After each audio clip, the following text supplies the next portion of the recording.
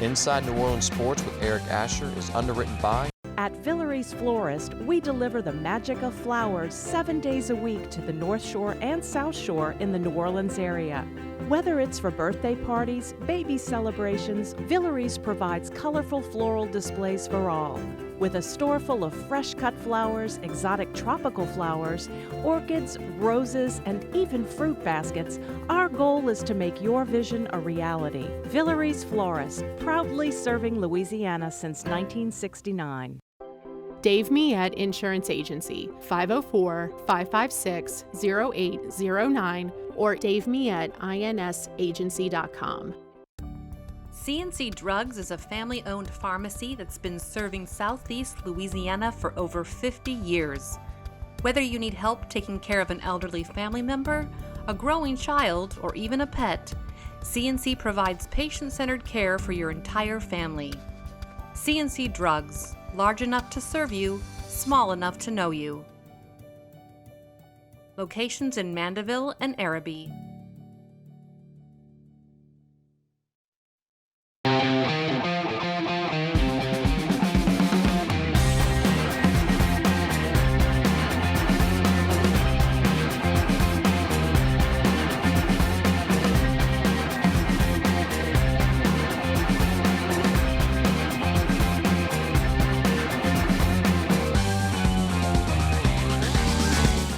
Good evening and welcome to another edition of Inside New Orleans Sports. I'm your host, Eric Asher.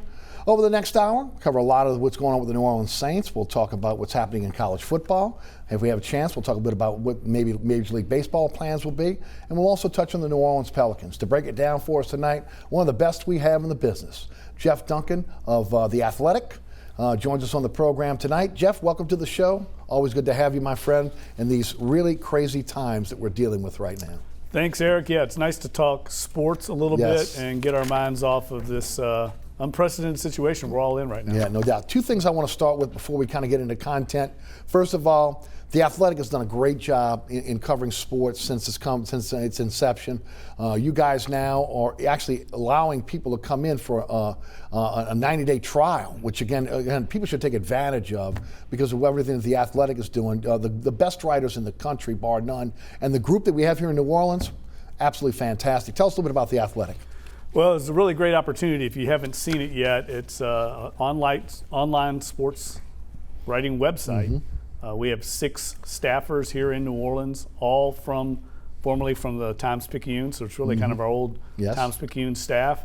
And we cover basically everything in town, just like I did at the Times-Picayune. My job really hasn't changed that much, Eric. And there's a great opportunity now, like you mentioned, a 90-day free trial for people who can go online for free and test it out. And if you decide to subscribe, you can get a free draft guide right now that's done by Dane Brugler on our staff. It's an incredible draft guide. That alone is worth, the $30 to $40 right now, the discounted rate. Sure. It's such a great. If you're into the NFL draft, there's no better draft guide. I'm not saying that just because he works for us. Right. It's an incredible draft guide. But there's also just a lot of content on there right now for people to kind of escape what we're going through right now. No doubt about it. And I'm telling you, when I tell you the best writers in the country and around the world, you will recognize these writers, okay? And of course the group that we have here in New Orleans, fantastic. You've also, again, you've written your book now. It's at the publisher. Talk a bit about the book, because I think people are going to be really intrigued by this read once it comes out. Well, thanks. Yeah, it's the name of the book's called Peyton and Breeze: The Men Who Built the Greatest Offense in NFL History. And I'm making that argument in the book. I think you can make a strong argument. They've done this now for 15 years here in New Orleans. I think getting behind the scene, seeing how the sausage is made, and what I mean by that, how they put together the game plan. That was the most fascinating part of the reporting and research that I did on the book. Getting to kind of peel back the cover on Drew Brees and what his process is like going through the week, the amount of time and energy he invests during a week to get ready for a game. Same for Sean Payton. I think that's one of the parallels of these two men. They're different in a lot of ways. Personality-wise, they're different, but football-wise, I mean, they are very much aligned. And the amount of energy and the mental stamina they possess to grind away day after day on film and prepare, I think separates them from their peers, and really it sets a standard in the building for everyone else there. That you always hear the standard lifts all boats. Yes. Drew Brees does that. He forces his teammates to try and raise their standard to meet his standard. And when you have a truly great player like that, that's what happens. Everyone else in the building gets better. And Sean Payton has that same level, that attention to detail. These guys, I can just give you an example. Please. Joe Lombardi left the Saints to go to Detroit. Yes. Went to Detroit, was the offensive coordinator in Detroit. He said when he was putting together the game plan in Detroit, they would want usually the running game plan by Tuesday about 10 o'clock. They want it done. Jim Caldwell, the head coach, wanted it 10 o'clock that day, and then the running game about 4 or 5 o'clock on his desk so they could prepare for the Wednesday practices that week. Joe said in New Orleans, the Saints, they don't even get done with the running game till 4 or 5 o'clock on a Tuesday, and the passing game plan often goes to 2 or 3 in the morning. Wow. So that you can see the level of detail, how much greater it is, the attention to detail, the commitment to getting the volume of the playbook to where they're prepared for a game. It's incredible, and it's really what separated the Saints from everyone else in the league. The intriguing thing is the access that you received and the ability to go where, again, no reporter has ever really been able to go. Just some things that maybe you took from that outside of what we've spoken about thus far. Well, I think it's interesting. I don't think people understand the commitment that, say, Drew Brees puts into a game plan. I really believe when Drew Brees finally chooses to retire, and I don't think he knows yet when that's going to be. Yes. But when it does happen, I'm convinced it's going to be because of the mental burden he bears every week in a game plan, not the physical. Everybody thinks, he's 41, he's getting ready to turn 42, he's getting worn down. That's not it at all. He's in fabulous shape. He's in as good a physical condition as he's ever been. But mentally, I think the investment he makes, the time away from his family, he's made this point to me before. He has bigger family commitments now than ever. His growing family, his business commitments outside of the Saints are greater than ever. But the game plan that he has to put in, the time he puts in, is the same as it was before when he and Brittany were just by themselves.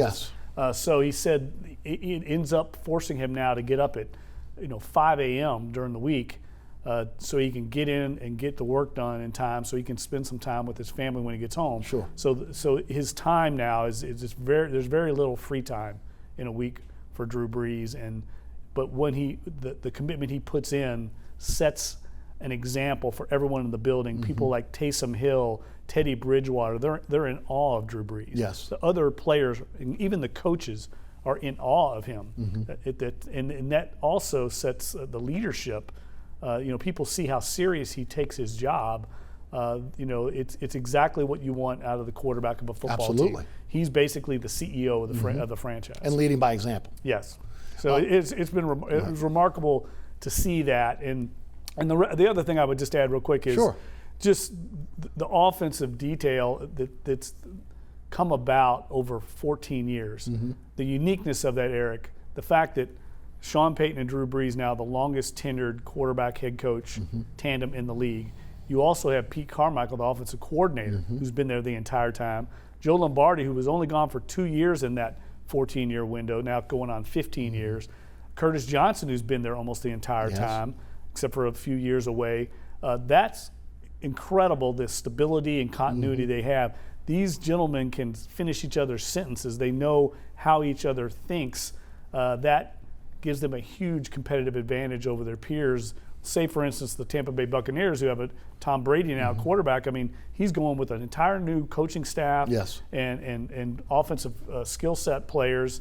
They're not on the same page at all. Saints are completely on the same page, and it really gives them a leg up on their competition. In your research, do you find that this team needs players with a high football IQ to run this offense? We often hear about the route tree and the ability of that player to have to read what's in front of him depending on what route he's going to run in any particular play. You talk about the attention to detail from Drew Brees and Sean Payton. That has to permeate throughout the entire offense, right? Yes, there's no doubt about it. It's part of their evaluation, their personnel evaluation that Jeff Ireland and the scouting staff They actually weigh intelligence, also football IQ, commitment to the game. Yes. Are you a gym rat, so to speak? Are you into football? Does that mean a lot to you? That's all part of their evaluations because they know they need people in the playbook. The way the Saints operate, the rest of the team has to catch up to Drew Brees and Sean Payton and Pete Carmichael. They're not going to dumb it down for you, so you have to catch up to them.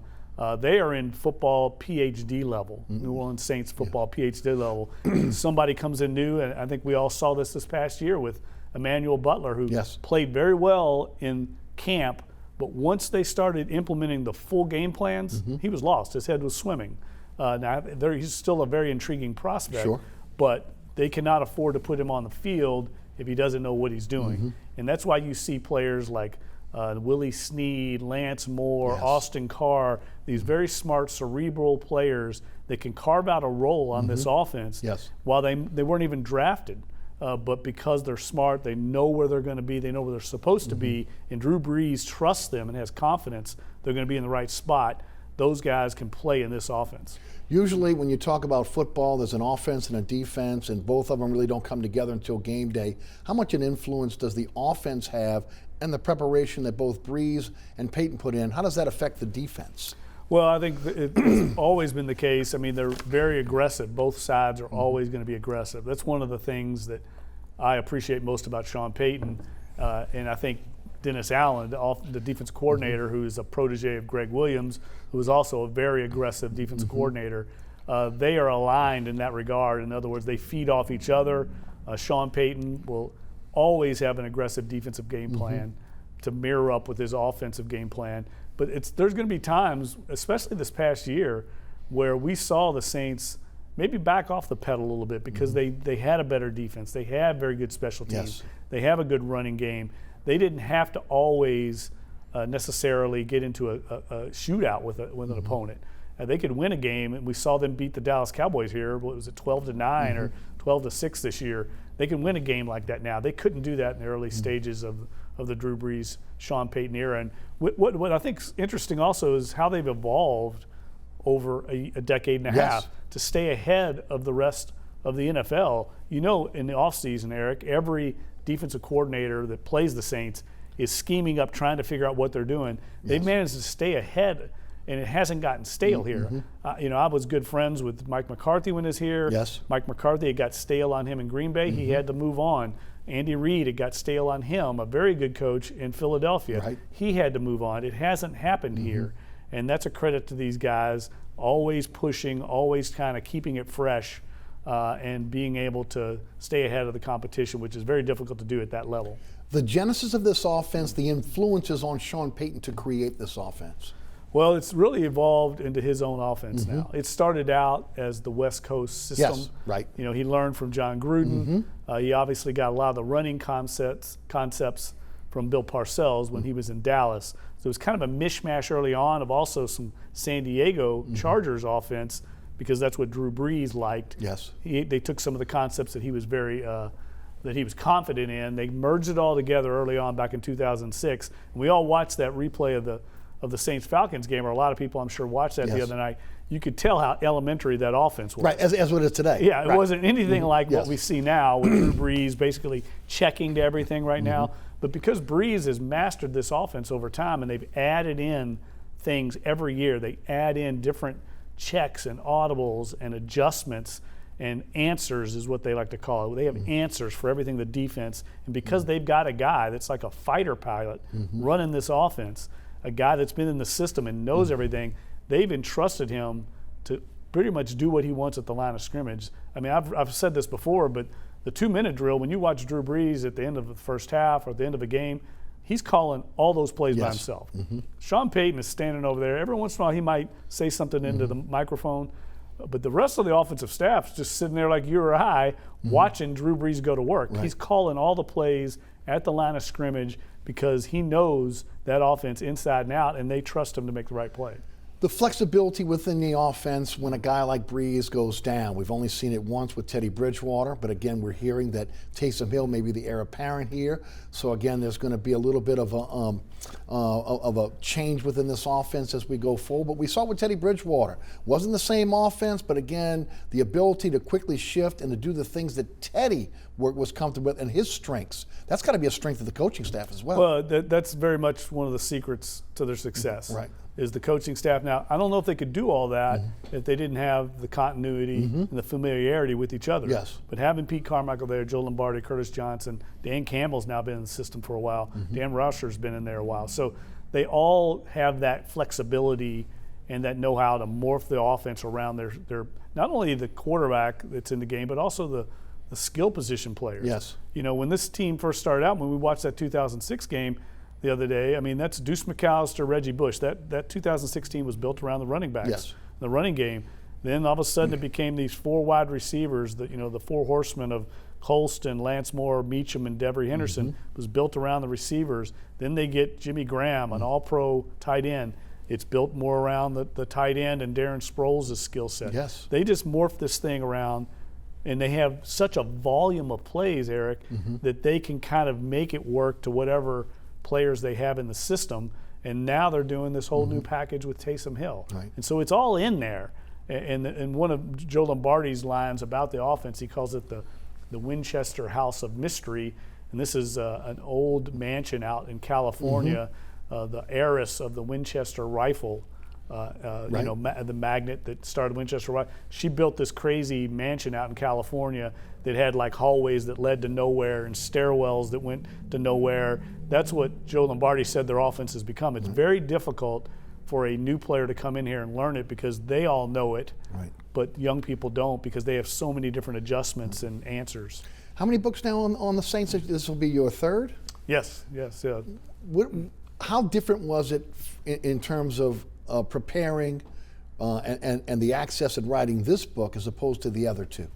Well, the first one I wrote was Tales from the Saints Sidelines. That was mainly just doing a lot of phone work, interviewing people. I did some in-person interviews over the course of the franchise's history, a lot of anecdotes, fun stories about the players and coaches that had been a part of the franchise.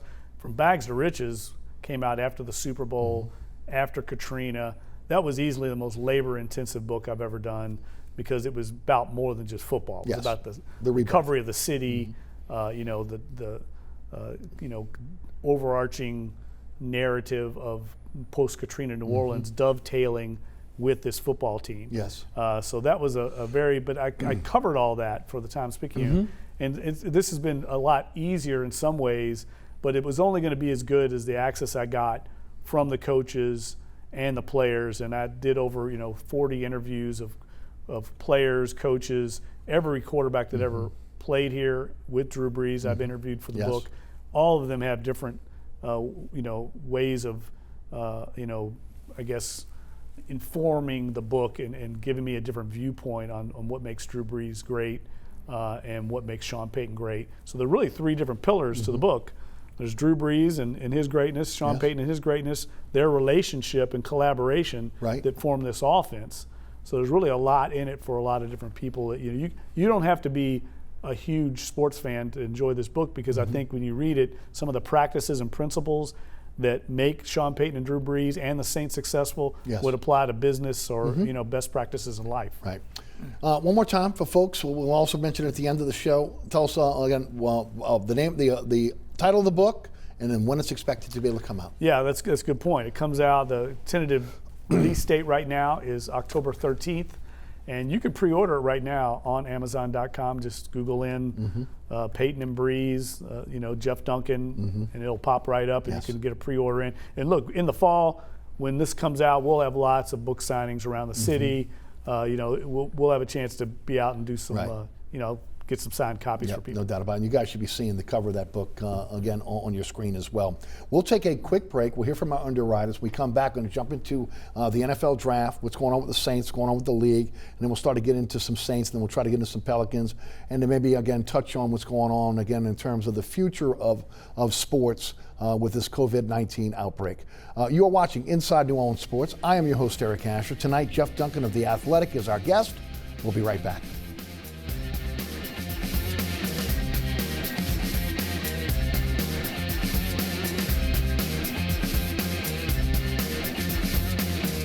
Burkhart's Air Conditioning, Heating, and Refrigeration has been family-owned and operated since 1989. Burkhart has energy-efficient solutions and offers brands such as Mitsubishi ductless AC units and Amana, the only manufacturer with a lifetime unit replacement warranty.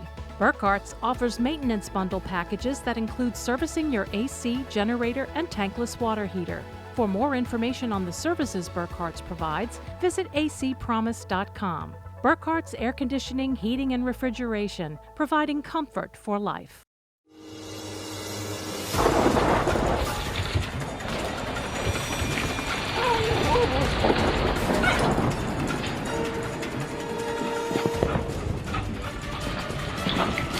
Experiencing rough weather with a bad roof can be a nightmare. It doesn't have to be. Suburban roofing, because when it comes to roofing, there is a difference. Located at 3701 Iberville Street in Mid-City is Katie's Restaurant and Bar. Open 7 days a week, Katie's offers daily specials for lunch, dinner, and Sunday brunch. Serving New Orleans cuisine such as fried shrimp platters, grilled redfish, and a fully stocked bar. And don't forget about our expanded event seating and local entertainment. Featured on the Best of Food Network's diners, drive-ins, and dives, Katie's Restaurant and Bar. Welcome back. I'm Eric Asher. I'm your host. This is Inside New Orleans Sports. Our guest tonight, Jeff Duncan of The Athletic.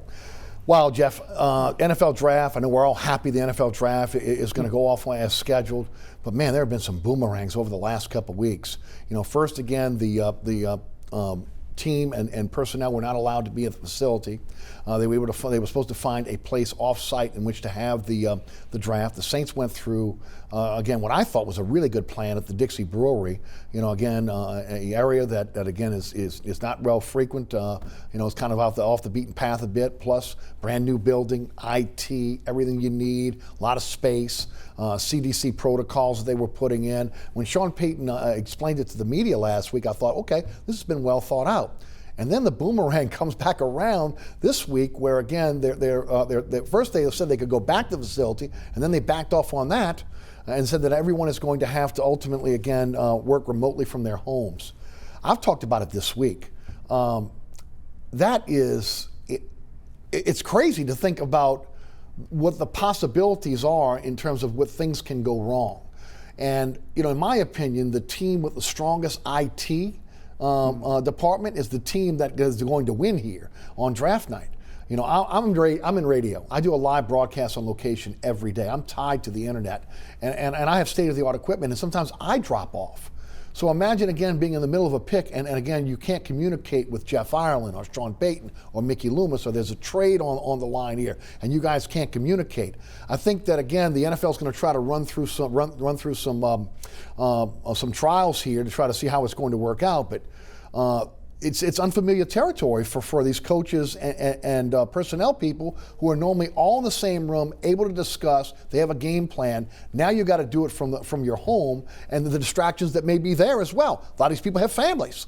Okay, yeah. How do you get to a room where, again, for 3 days you're hunkered down and it's all nothing but football, trying to figure out again who the next draft class is going to be? Why don't you take it from there and kind of give us your overall thoughts? Well, it's obviously an unprecedented situation. Yes. For everyone involved. I think the back and forth that the league's done, I know they've been criticized by some quarters. I think we have to give them a little rope there. Mm-hmm. It's a fluid situation. Mm-hmm. They're dealing with something on a macro level, league-wide, the optics that they have to consider, the NFL always has to consider. So I think this is an ever-changing experiment that we're all going through, not just in life but business with the NFL. It's obviously going to be difficult, but the NFL is a multi-billion-dollar corporation.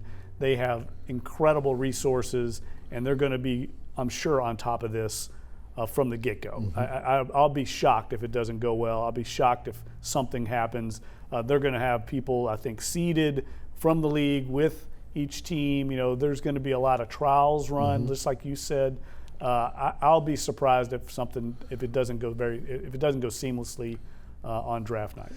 The interesting thing is, again, everybody's got a different internet service. Okay, so now if you're doing this, you probably got to go on one internet service.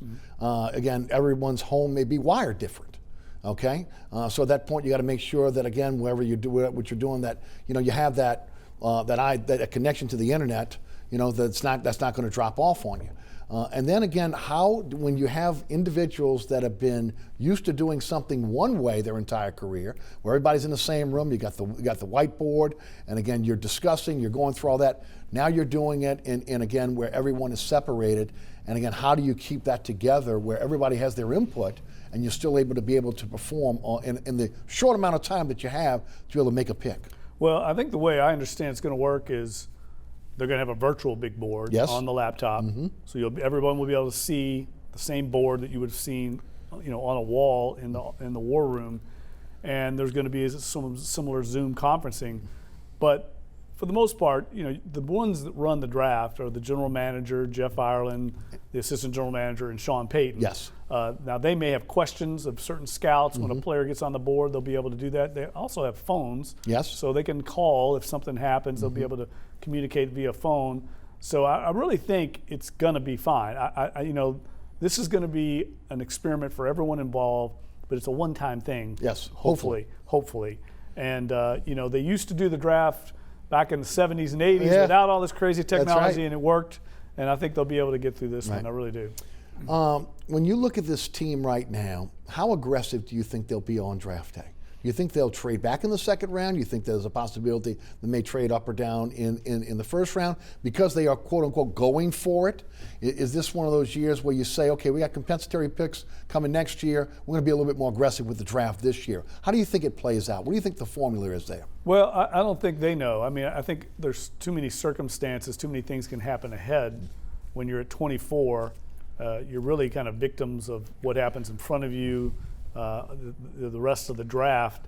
I think this would be a great year for the Saints to trade down. I think they're a little bit in the middle here, or conflicted, if you will, by do they try and win a Super Bowl right now with Drew Brees, which of course they're trying to do, but they can't take their eye off the long-term roster implications of that.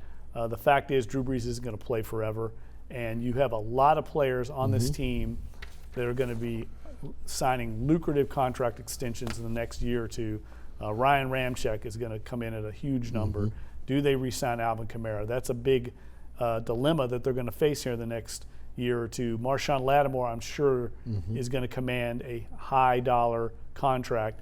Though all those deals are going to be on the books, they're going to need a lot of young players to fill out the rest of the roster. So it might behoove them to trade down, pick up one of those extra picks, especially being at number 24, and maybe try and build some roster depth for the future.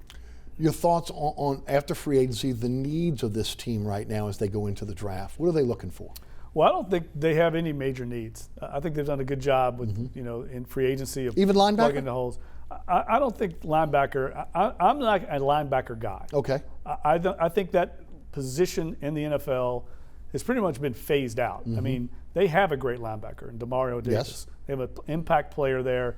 They played 70% of their snaps last year with two linebackers on the field. Right. So really, you're talking about one other spot, and I feel like they've got enough guys there that can fill in there. That position, unless you find a guy that is going to be on the field for 3 downs, that's an impact player, I think it's really become not that important. I really don't. So it's not these aren't the Dome Patrol days. No, absolutely not. Yeah, so I really feel like that they could find a decent linebacker in the 3rd or 4th round, I believe. Now they may find that the best player on the board is a linebacker, but I really think this could be the year they trade down, pick up an extra pick. I go back to the Randy Mueller, theory on drafting, and he said you either take guys in the 1st round that score touchdowns or prevent them. And that's usually a cornerback, an edge rusher, or a skill position player or a quarterback. Obviously, you want a left tackle in that same group. But that's how I always felt, and that's kind of the way I feel about it. And linebackers very rarely do that. Is that their philosophy, though? Is that Sean Payton's philosophy? To some degree, yeah. I mean, they haven't drafted one linebacker in the 1st round, Stephon Anthony, and it didn't work out. Didn't work out at all. No, I agree with you. When you look at the draft itself, and I've asked this to our guests over the last few weeks on both radio and TV, quality players with red flags. When you look at those players that didn't maybe run the combines, maybe had some issues in school, just the guys that normally you want to put a little bit more attention to detail to. How do you think those guys fare in this draft? Do you think those guys will fall because of the uncertainty? Because again, there wasn't the ability to really go one-on-one, person to person, even though they've done it virtually. Yeah. How do you think that works out?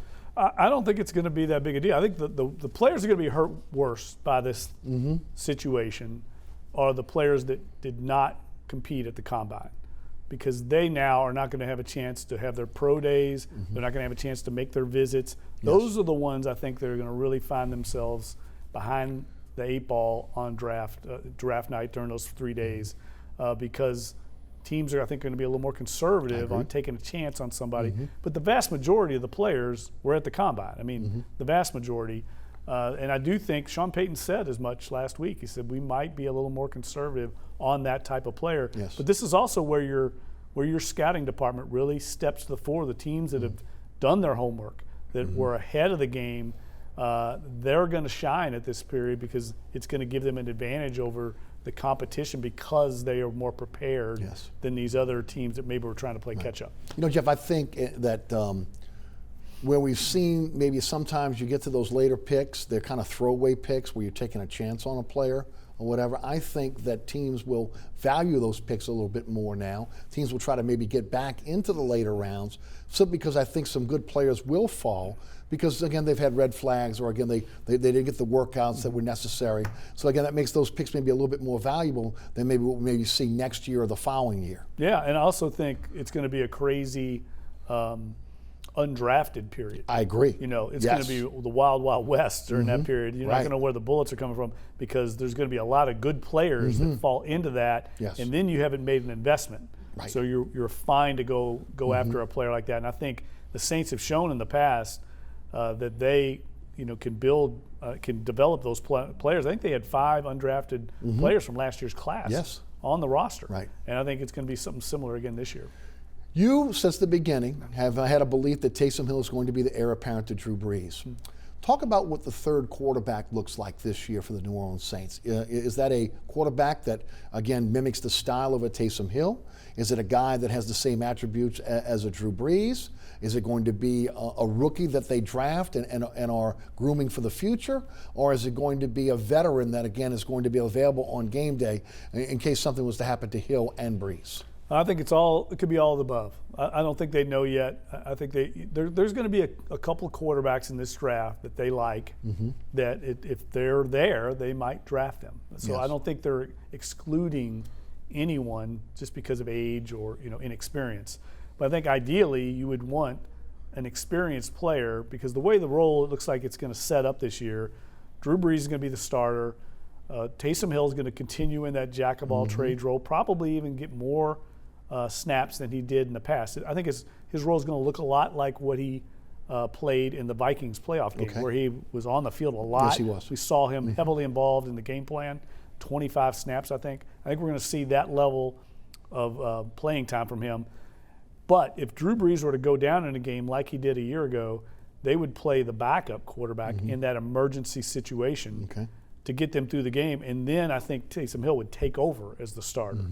Unlike what happened this past season. So more than likely a veteran then, right? You're not going to put a rookie in there. That's what I'm saying. So I think you're not going to want a rookie to come in and try and win that game for you. But that doesn't exclude them from maybe, carrying a rookie. Yes. Put him on the practice squad or, develop him like they did Garrett Grayson. He was on the practice squad and have a veteran player there. It makes sense to me to have a veteran in that situation. Plus I know Drew Brees, he likes having a veteran. He likes having another set of eyes with him. Right. In this kid's situation, you had Taysom Hill and him, and you'd have a young guy, maybe, but it seems to make sense to me to be a veteran. In terms of Brees, Sean Payton slipped the other day, said that that this was Brees' final year. He came back and cleaned that up. You've been around, you wrote the book, you're around these guys. What do you think? You think it's the last year, or you think that he's going to continue to try to play? You've already mentioned how difficult it's been on him mentally to get ready for every game. What's your thoughts there? Well, I think I think no one really knows. I don't think Drew Brees knows. I don't think Sean Payton knows. The way they've done this in the past, they play the season out.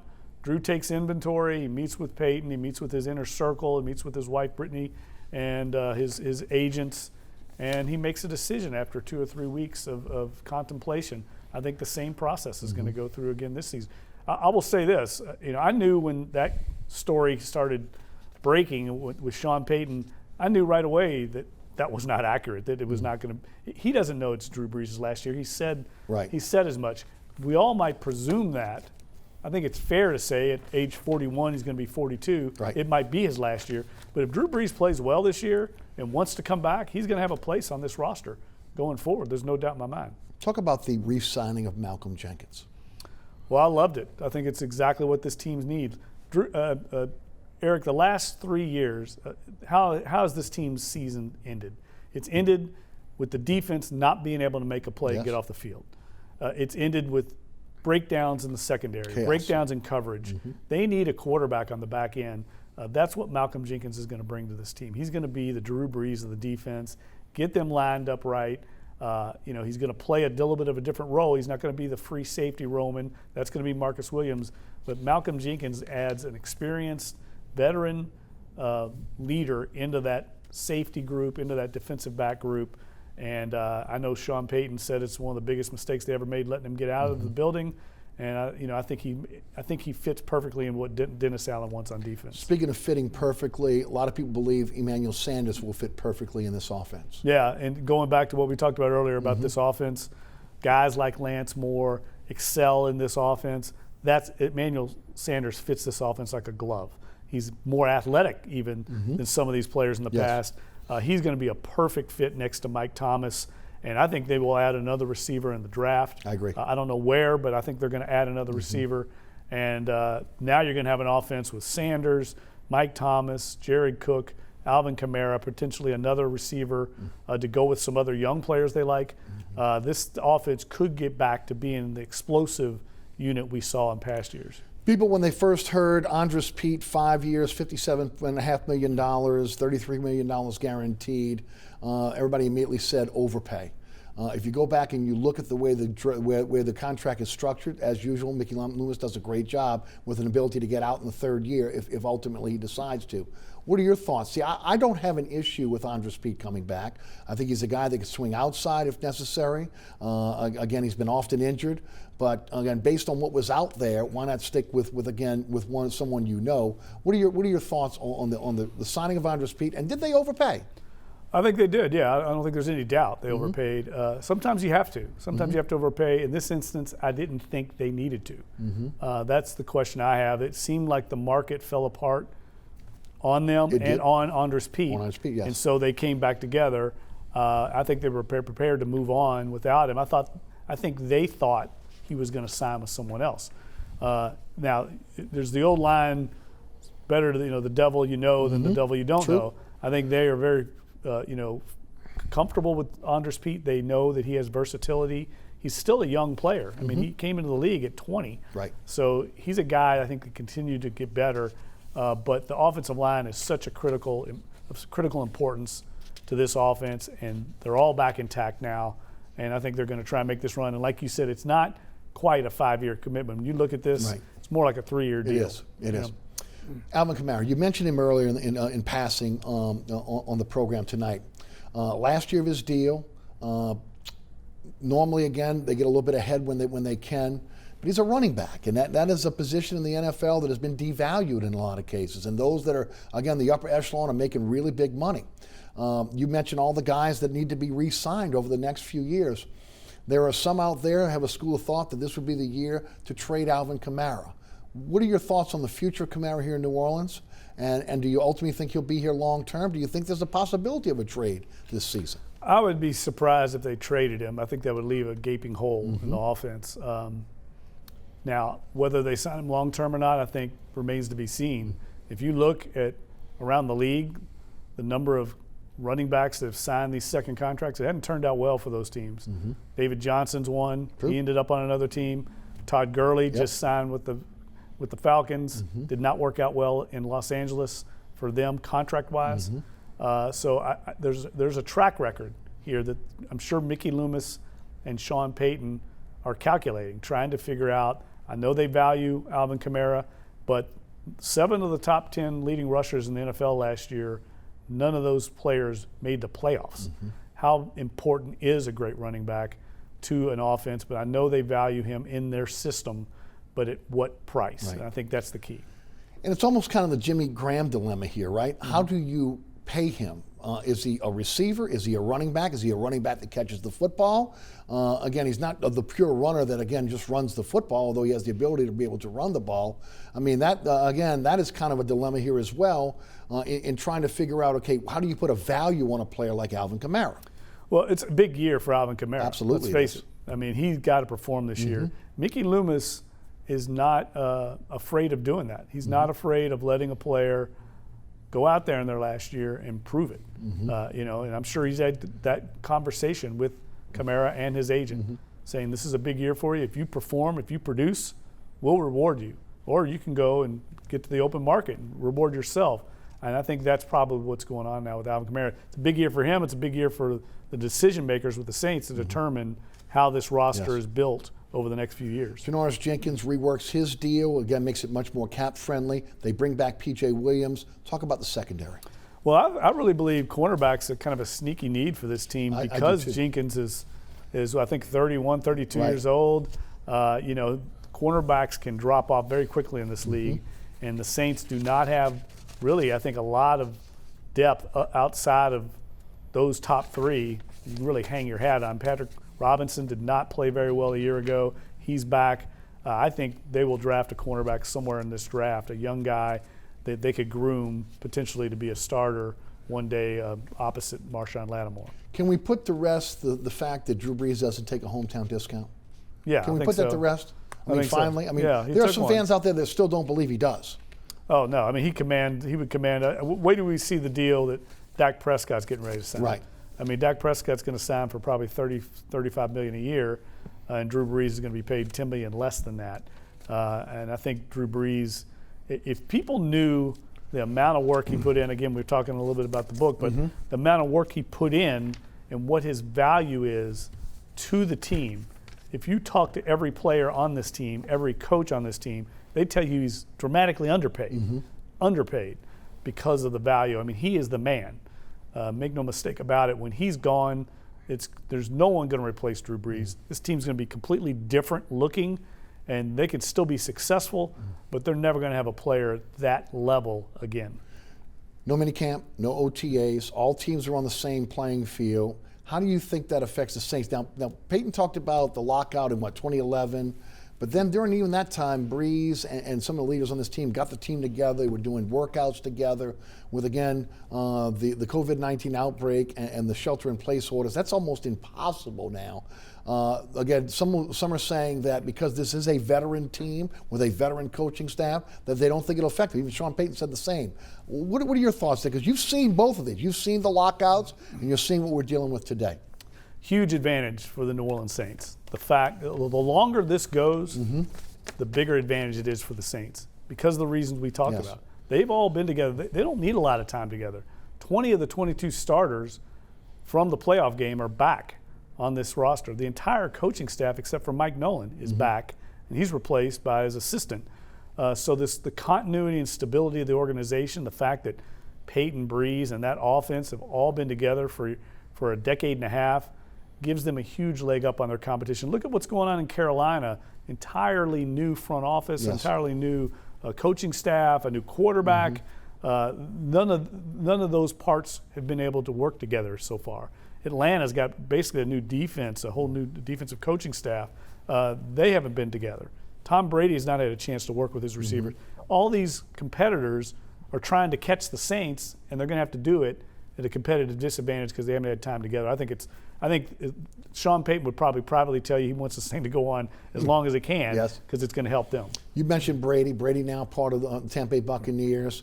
Teddy Bridgewater moves on to the Carolina Panthers. Matt Ryan with the Atlanta Falcons. You could look at this division and say the four of the best quarterbacks in the NFL reside in the NFC South. It's going to be a lot of fun. I mean, and if you've seen that Saints schedule this year, in addition to those guys, you've got Aaron Rodgers coming here, Patrick Mahomes Yes. coming here. I mean, some of the best quarterbacks in the league are going to be playing in the Superdome. If you haven't got your season tickets, this is the year to have Saints season tickets. But it's also kind of puts a little bit of emphasis on that secondary. They better have their Well, I think ducks they're in a going to row. get a corner in the draft. Yeah, they better have their ducks in a row because they're not Right. going to be playing a bunch of young guys. But the NFC South, I think, has definitely gotten better. I don't think there's any doubt about it. Let's shift gears. Let's talk about the Pelicans again, which have kind of gone to the back pages now with again the outbreak and the sheltering in place. You had a chance to talk to David Griffin, Vice President of the Pelicans. Talk a little bit about that conversation. Well, he's in the boat of he doesn't know what's going to happen to the rest of the season. They're hopeful that they get some of the regular season back. I think the best thing NBA fans and Pelicans fans have going for them is the fact that there's a lot of money on the line that could be lost for NBA revenue if they don't complete the regular season. And to players as well. Yes. So I think everyone's going to want some semblance of the regular season to be played. Will that be enough? Will it be an abbreviated regular season that doesn't give the Pelicans enough time to make up the ground they need to make the playoffs? But David Griffin did say today, regardless of what happens, he feels like this has been a step forward for the organization this year. I don't necessarily agree with him on the court, but certainly off the court. The foundation they've laid, the culture they've built. Yes. Some of the things they've instilled out there in that young roster. I think there's reason for optimism going forward. The way the team played in the last third of the season certainly was encouraging, and what they saw from Zion Williamson I think has to be encouraging. Yes. If they get that kid in shape in this offseason, which I'm sure they will, I mean they've got one of the top players in the league right away in his second year. A very proactive organization under David Griffin. You're already seeing it now. It was, I believe it was Sharif Ishak this week that had a story on what happened with the Pelicans in terms of using technology to be able to again keep track of the workouts with the players. They're using Zoom. They're using Apple Watches. They're also using iPhones. They actually again sent equipment to the players' homes so that they can work out. Again, and they're doing this 5 days a week, where again the strength coach is actually working with the players. And of course, Aaron Nelson and his vast knowledge and what he's brought to the table for this franchise, you can see it's cutting edge what they're doing. Yeah, they're trying to keep them obviously in some semblance of condition in case we get a regular season back. And what Griff said today, that it sounds like there's been some conversations of how it would play out. They would probably at some point open up the buildings, open up the facilities. They'll have a set date for that. There'll probably be a 2-week period where the buildings are open, and then like a 2-week training camp, if you will, to get the players and the team back practicing before they would start. So we're talking about like a month after the buildings would be open in each NBA market before we'd start playing games again. So there would be like a little bit of a training camp again. Yeah, and of course there's been all kind of scenarios put out there, possibly again finishing in the last part of the season, the last 20 games for most teams, possibly again scrapping that and doing a play-in tournament, or again possibly just going with again the top 8 seeds in both conferences, maybe playing in a place like Vegas without any fans, based on if they could get COVID-19 testing that could be immediate for them.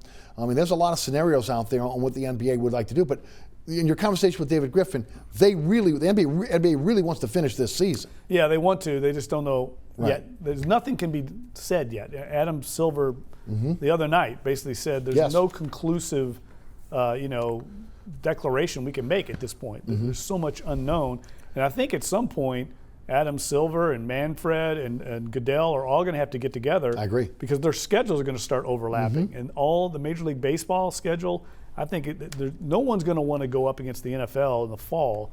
So how do we make all this work with the NBA? Because the further it goes, I think the further it pushes back their playoff schedule. What we might see is maybe abbreviated playoffs. Yes, maybe a 3-game series instead of a 7. Instead of 5 or something like that. I could see that happening, and that would make sense, because we're just in an unprecedented situation. No doubt about it. Let's head to the phone lines. Let's grab a couple calls. Wallace is in New Orleans. Wallace, welcome.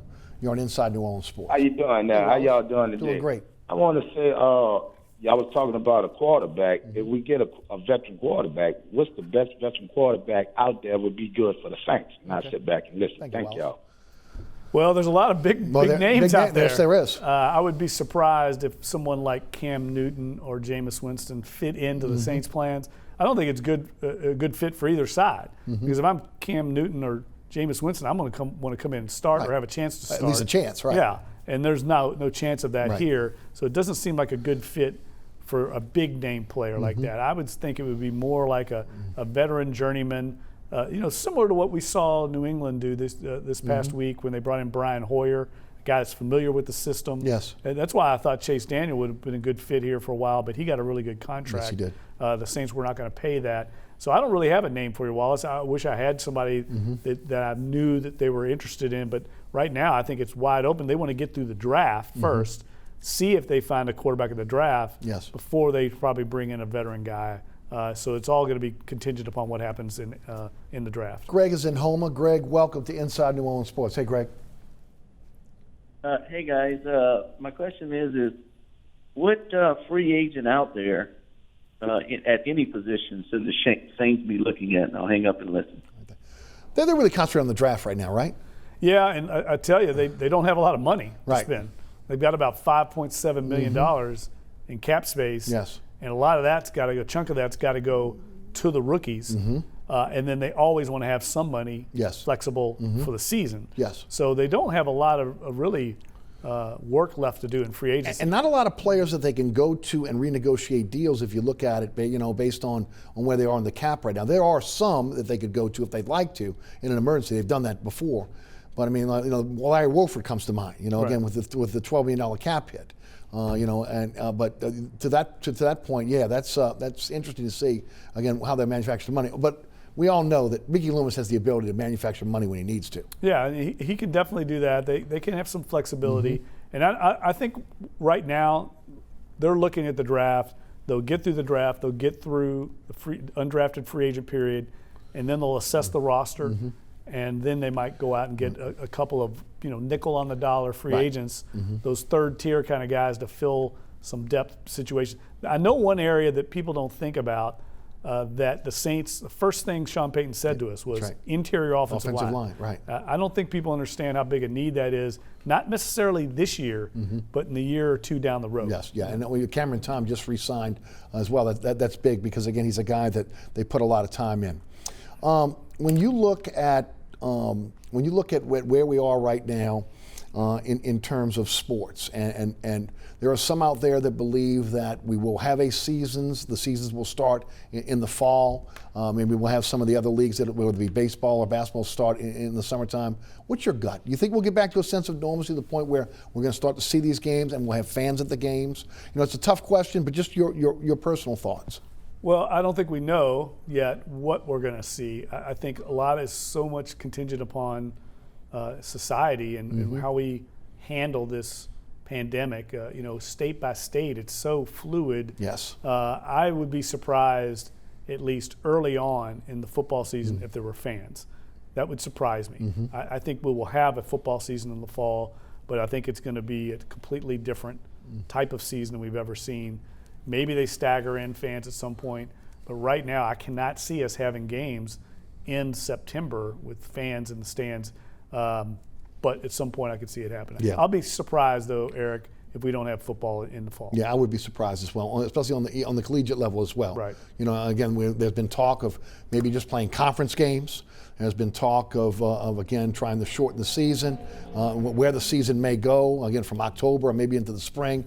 But all that is is really fluid based on what's happening right now around the country. Want to get this in before we get out of here. A New Orleans Saints icon passed this week, unfortunately, from COVID-19. Tom Dempsey. Grew up in an era with Tom Dempsey. I was not there for the 63-yard field goal, but again, obviously was a Saints fan back then. You've had a chance to meet him, interview him, his impact on the New Orleans Saints. Well, it was dramatic. I mean, when he made the record-setting kick in 1970, Eric, this franchise was completely different than the one we see today. Yes. There wasn't a lot of wins back then. There certainly weren't any division championships to speak of. His kick gave Saints fans it was a source of pride for them. Yes. Something to be proud of. They had an NFL record at a time when they didn't have a lot to be proud of. They weren't winning a lot of games back then. It was one of the great feats in the history of the NFL. For him to kick a 63-yard field goal in that era, considering his handicap at the time, to win the game, it was just a remarkable achievement. And the fact that it stood 43 years is just extraordinary. And he was a great man, self-deprecating sense of humor, funny, big personality, and just didn't take himself too seriously. And I was honored to get to know him. The few times I had a chance to interview him, really was an honor for me. Well, thank you for being with us tonight, Jeff. One more time, if you would, let the folks know about the book and when it comes out. Yes, October 13th is the tentative release date. Triumph Books out of Chicago.